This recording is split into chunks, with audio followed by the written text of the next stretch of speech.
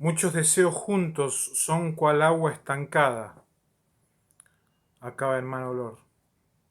Cuando tales deseos se guían a un solo cauce, y este es Jesús, el corazón se transforma en ríos de agua puras y vivas. Quiero invitarlos a meditar en la persona de Cristo Jesús, en San Juan, el capítulo 12, el versículo 20 al 27. San Juan, capítulo 12, versículo 20 al 27. Y dice lo siguiente: entre los que habían subido a adorar en las fiestas había algunos griegos. Encontramos a los griegos como parte de la historia de los atletas, no solamente a nivel historia universal, sino a nivel bíblico. Los atletas comparándose con la carrera cristiana, los atletas siendo parte de la sociedad civil apoyando en lo más puro de la competencia y la naturaleza biológica humana. Encontramos a los griegos y a los atletas unidos por un propósito: la protección y el cuidado del cuerpo. Pero el escenario es diferente. Subieron a adorar en las fiestas algunos griegos. Y estos, dice la Biblia, se acercaron a Felipe, que era de Betsaida, de Galilea, y le pidieron: Señor, queremos ver a Jesús. El ruego de estos griegos fue tan importante para Jesús que se registra en la Biblia cómo los atendió Jesús. ¿Qué les dijo Jesús? ¿Qué les enseñó Jesús? Cuando Jesús nació, unos magos vinieron del oriente buscando a Jesús, queriendo estar al lado de Jesús, queriendo ver a Jesús. En esta ocasión los griegos eran griegos del paganismo, prosélitos del Judá,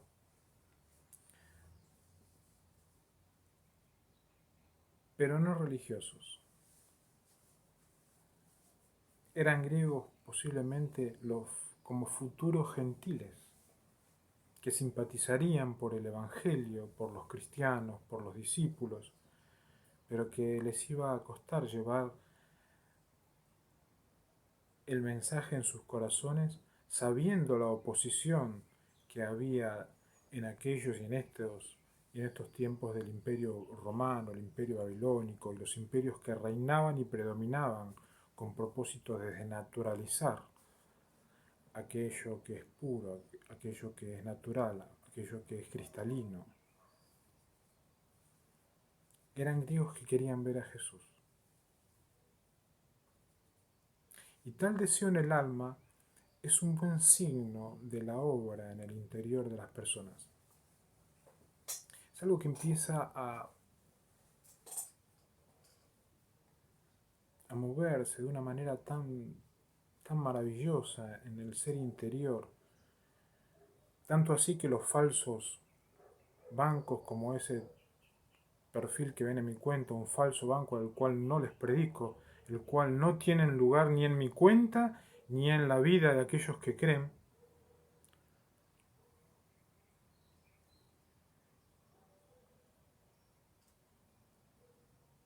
que llegó un momento que los griegos dijeron: queremos ver a Jesús, no queremos más sentir eso,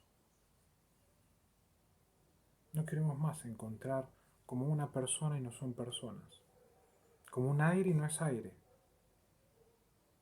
como un ser y no es ser.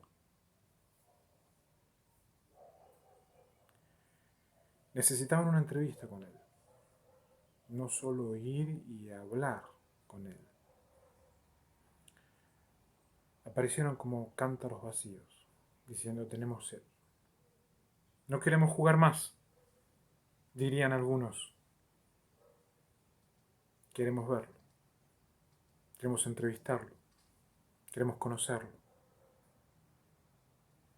¿Cuál es la condición de nuestros deseos hoy? ¿Somos agua estancada con mal olor? o somos un deseo puro de buscar a Jesús.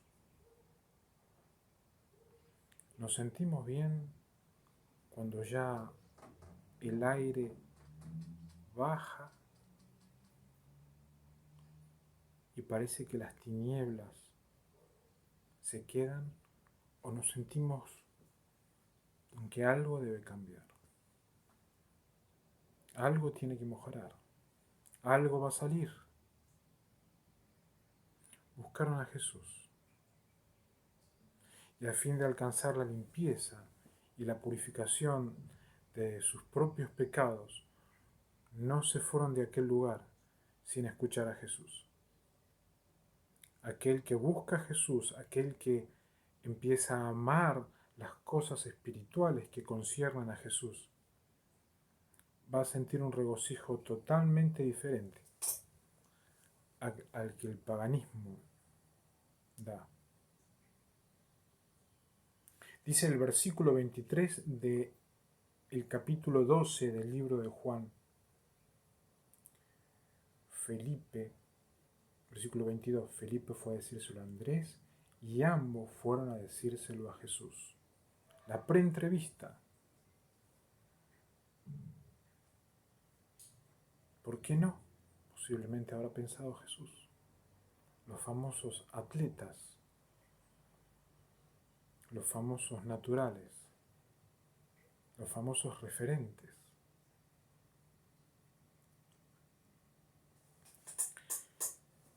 Versículo 24 dice: ha llegado la hora de que el Hijo del Hombre sea glorificado. Les contestó. Jesús no veía sufrimiento en la cruz, sino veía la gloria.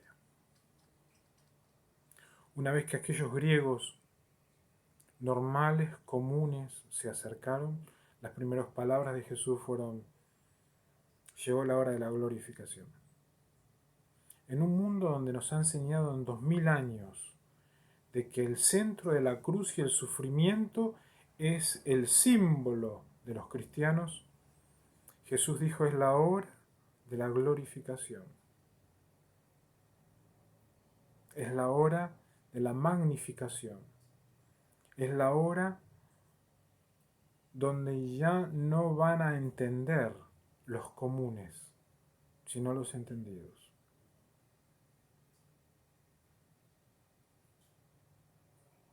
Lo había dicho de otra manera Jesús: la hora lejana, el que viene, que vendrá, ya se acerca, ya llegó la hora. Era la hora de que el velo se iba a romper en el templo, iba a ser removido. Era la hora de la redención, no la hora del sufrimiento. Era la hora de lo que debía suceder. La hora de la liberación del pecado. Hora nuestra. Hora donde debemos elegir entre las tinieblas donde quieren cubrirlo todo o la valentía de decir: queremos ser hombres naturales, queremos ser mujeres naturales, queremos ser hijos naturales, queremos ser hombres mayordomos biológicos. No queremos que las tinieblas desciendan sobre nuestras tierras. No. Judas declaró inocente a Jesús y se arrepintió, pero fuera de tiempo. Casi, diría España. Versículo 24 dice: ha llegado la hora de que el Hijo del Hombre sea glorificado, le contestó Jesús. Versículo 23: y ciertamente les aseguro que si el grano de trigo no cae en tierra y muere, se queda solo. 5 guerras donde lucharon para que el primer rey de América natural quede solo. Jesús es el precursor de los males del futuro para poder ser la solución del presente y del futuro y del más allá. La muerte es la consecuencia de la desobediencia a Dios.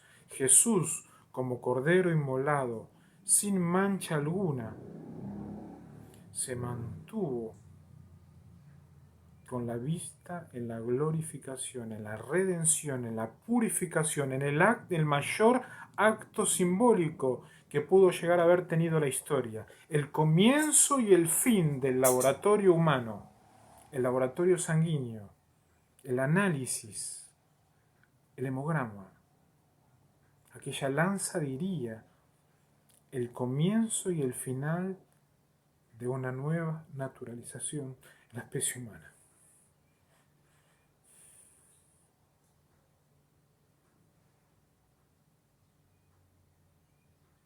Jesús fue el grano de trigo que cayó y murió en esta tierra, en el planeta Tierra.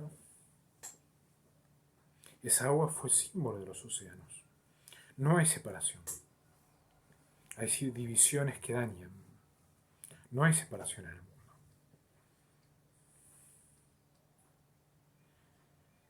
Hay partidos que no tendrían que estar.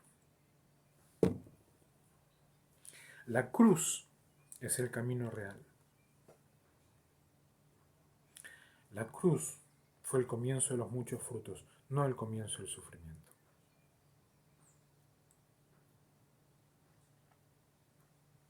Versículo 24 dice: ciertamente les aseguro que si el grano de trigo no cae en tierra y muere, se queda solo. Pero si muere, produce muchos frutos. La recompensa de hallar a Jesús va más allá de lo que nosotros podemos llegar a imaginar. La recompensa de querer hallar algo espiritual, no espiritistas, no algo demoníaco, no algo robérico, automatizado. El deseo de hallar a Jesús, ver a Jesús, estar con Jesús a través de la reflexión de su palabra y pedir diariamente que su presencia esté en nuestras vidas, a veces esquivando. Sabemos qué hace la policía en las vidas de aquellos que los buscan a Jesús, aquellos que quieren ver a Jesús en las Sagradas Escrituras, qué hizo, qué no hizo, qué pensó, qué no pensó, qué habría hecho. Es el comienzo de los muchos frutos. El que ama la vida natural rehúsa entregar a la muerte, tal como el Salvador Jesús ha entregado la suya. Y es algo muy, muy normal en todo ser humano el querer rehusarse a morir. Pero Jesús dijo: es necesario que muera acá, no en Marte, no en Júpiter, no en Saturno, no en Planeta 9. Es necesario que muera acá, en la Tierra del planeta Tierra, para que pueda llevar muchos frutos. ¿Hay temor a la muerte? Algunos educadores que manejan gobiernos digitales me dicen: ¿cómo es que no tiene miedo de viajar? ¿Cómo es que se lo encuentra arriba de un colectivo yendo de un lugar a otro a comprar una corbata de... ¿Cómo es que no tiene temor en ese sentido? No. ¿Cómo puede viajar con esas personas? Jesús fue quien no temió primero a la muerte, porque sabía dónde iba a morir, no en las tinieblas, en el mundo biológico. Aborrecer al mundo de pecado es salvación y conservación. Amar al mundo, amar al planeta Tierra, creer en lo inmundo, es el comienzo de los frutos. Mantenerse en la purificación y no en el sacrificio es la constancia que necesitamos para poder vivir en un mundo natural. El versículo 26 es una seria exhortación y una muy rica promesa. Dice: el que se apega a su vida, el versículo 25, el que se apega a su vida la pierde, en cambio, el que aborrece su vida en este mundo la conserva para vida eterna. Y quien quiera servirme, debe seguirme, y donde yo esté, allí también estará mi siervo, y a quien me sirva, mi Padre lo honrará. ¿Qué versículos tan profundos? Un Jesús sin miedo. Un Jesús que insta a seguirlo.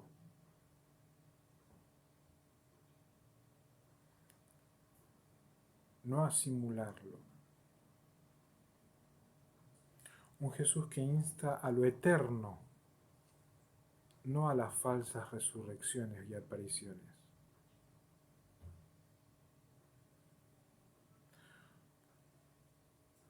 Un Jesús que siempre está mirando al trono del Padre, no queriendo derribarlo, y apoyándose en sus honores para que el planeta funcione de la manera perfecta que viene funcionando. ¿A qué honramos? ¿A quién honramos? Esta semana puse mi brazalete que le regalé uno a mi padre también para su cumpleaños. Lo puse ahí en una Biblia y llegaron algunos, me parece que eran jugadores que siempre están en alguna computadora por ahí y necesitamos un lugar con un brazalete y unas velas y ahí abajo la Biblia y ya se imaginaban el tipo santuario que fue la cultura que vino desde otros lugares hacia América que ya no tiene legalidad. No, nada de eso, nada de eso. ¿A quién honramos? Vamos a caer en lo mismo que cayó América en estos últimos 2000 años y principalmente estos últimos 200 años. Que aquel que parecía amigo era enemigo, aquel que parecía que era no era, aquel espíritu que parecía el refrigerio del Espíritu Santo no lo era. Era una señal, era una cocción, era una incisión. Servir a Jesús es entregarse a Él, por consiguiente, seguirle. El camino que uno sigue es el que conduce a la vida. Jesús invitó a seguir a la vida. Y Jesús es el centro de la vida. Aquel que se opone a que uno pueda en paz buscar a Jesús es que aborrece la vida y el mundo y permanece en aquello que es inmundo, que pareciera ser puro.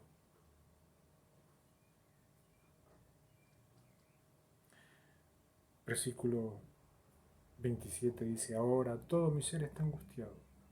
¿De acaso voy a decir, Padre, sálvame de esta hora difícil? Si precisamente para afrontarla he venido, Padre, glorifica tu nombre. Y se oyó entonces del cielo una voz que decía: ya lo he glorificado y volveré a glorificarlo.